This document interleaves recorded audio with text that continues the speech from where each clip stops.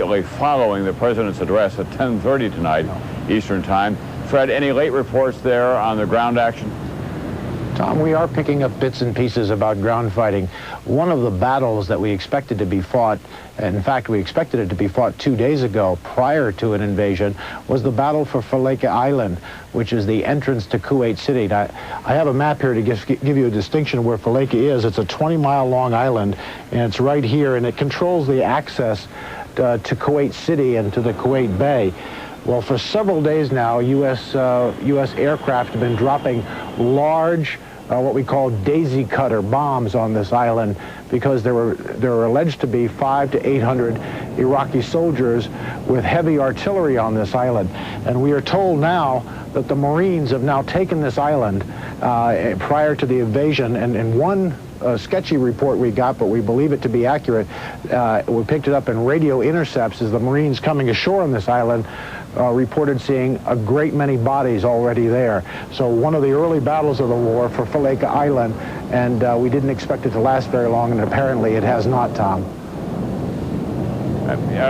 Fred Francis, in that Pentagon briefing, do you think that we'll get many details, or do they think, based on the earlier reports that you were getting there, they'll say the land war is underway, and they'll give you a general description of it, and then say, and you won't be getting much information because it will have to come from the battlefield itself, and there will be some delay? Yeah, that's what I expect, Tom. Pentagon officials have told us for days that there was going to be very little information coming out, and we as journalists who've covered wars understand that on a ground campaign such as this, the most they will be able to tell us is that where prisoners have been taken and that sort of thing, but not where the large concentrations of American troops are.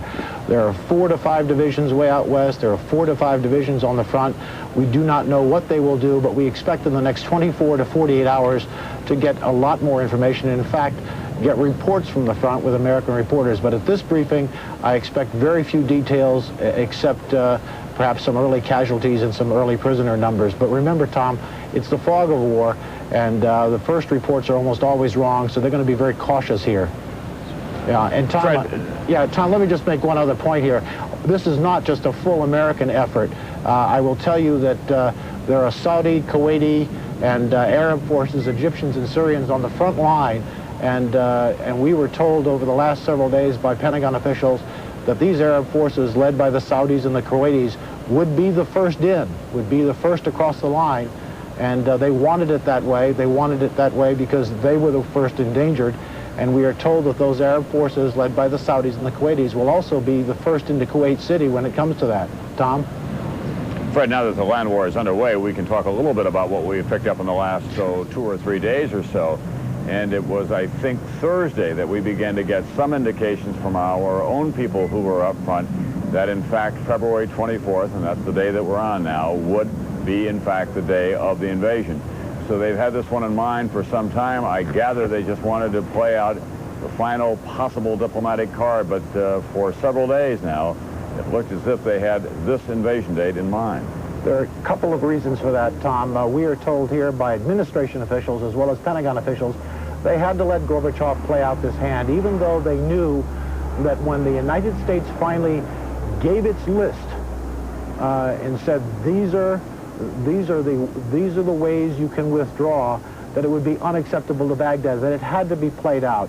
And I can also tell you, Tom, that the 24th was a very rich day indeed for an invasion, because tomorrow is Kuwaiti National Day, the 25th of February. And in the Middle East, as you well know, there's a great deal of symbolism, and that's one of the greatest. Tom?